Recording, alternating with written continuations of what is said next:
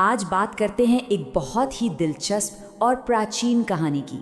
ये कहानी है कि कैसे कृष्ण ने अपने पालक पिता नंद को समुद्र के देवता के चंगुल से बचाया था। और ये भी जानेंगे कि कैसे एक दिव्य हस्तक्षेप ने एक बहुत बड़ी भूल को सुधारा था।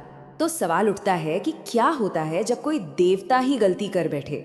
चलिए इसी सवाल के साथ इस कहानी में गोता लगाते हैं, जिसकी शुरुआत ही एक बहुत शक्तिशाली देवता वरुण से हुई, एक अनजाने में हुई भूल से होती है।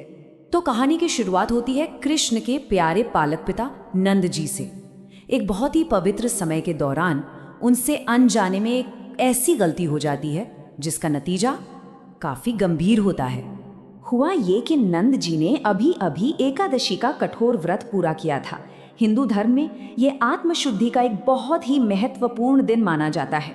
तो व्रत के बाद वो यमुना नदी में स्नान करने के लिए गए, लेकिन उनसे एक छोटी सी भूल हो गई। वो पानी में एक ऐसे समय में उतर गए जिसे अशुभ मुहूर्त माना जाता था, और बस इसी छोटी सी बात से एक दिव्य नियम टूट गया। और इस जरा सी भूल का नतीजा, उन्हें समुद्र के देवता वरुण के सेवकों ने पकड़ लिया और सीधा पानी के नीचे ले गए, खुद वरुण देव के सामने पेश करने के लिए। अब जब नंद जी को पकड़ लिया गया तो ये खबर तो फैलनी ही थी, और ये खबर जंगल की आग की तरह फैल गई।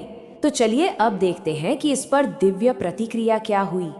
वहां मौजूद सारे ग्वालों ने घबरा कर मदद के लिए कृष्ण और बलराम को पुकारना शुरू कर दिया, और उनकी ये दर्द भरी पुकार उनके दिव्य रक्षकों तक पहुंचने में जरा भी देर नहीं लगी। जैसे ही उन्होंने पुकार सुनी, दोनों भाइयों ने एक पल भी बर्बाद नहीं किया। वो फौरन अपने प्यारे पिता को बचाने के लिए निकल पड़े, और उनका सीधा रास्ता था वरुण के पानी के नीचे बने महल की तरफ। वो सीधे समुद्र देवता के साम्राज्य में जा पहुंचे, नंद जी की तत्काल रिहाई की मांग करने। अब यहाँ कहानी एक बहुत ही दिलचस्प मोड़ लेती है। सोचिए, जब ये दिव्य शक्तियां आमने सामने आई तो आखिर हुआ क्या होगा। देखिए, एक तरफ थे जल के शक्तिशाली शासक वरुण, और दूसरी तरफ थे खुद करुणा के अवतार कृष्ण और बलराम। ऐसे में तो लगता है कि कोई भयंकर युद्ध होगा, लेकिन हुआ कुछ ऐसा जिसकी किसी ने उम्मीद नहीं की थी। जैसे ही कृष्ण वहां पहुंचे, पराक्रमी वरुण ने फौरन अपनी गलती मान ली। उन्होंने कहा, मुझसे गलती हो गई, मैंने नंद को भूल से बंदी बना लिया।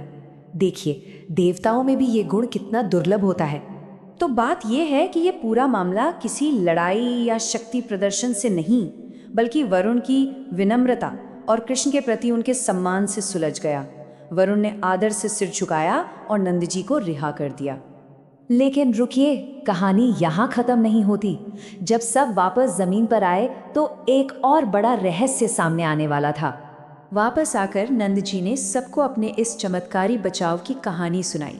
उन्होंने बताया कि कैसे वरुण देव ने कृष्ण का सम्मान किया।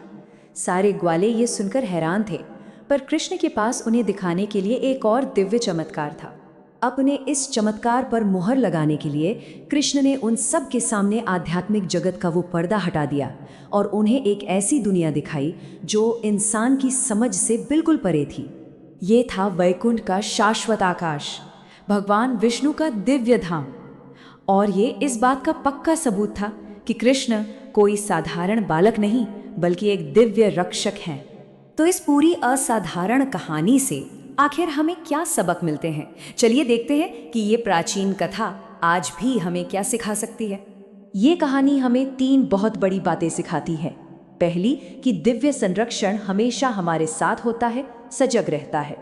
दूसरी, सच्ची भक्ति से आध्यात्मिक दुनिया के दरवाजे खुल सकते हैं। और तीसरी, असली ताकत दिखावे में नहीं बल्कि विनम्रता में होती है। तो कुल मिलाकर इस कहानी का सार यही है कि अटूट प्रेम, हिम्मत और विश्वास हमें जिंदगी के कितने भी गहरे और तूफानी पानी से बाहर निकाल सकता है। और ये कहानी हमें ये सोचने पर मजबूर करती है कि जब हम अपनी जिंदगी के मुश्किल दौर से, अपने गहरे पानी से गुजरते हैं, तो हमें अपनी ताकत और अपना सहारा कहाँ से मिलता है।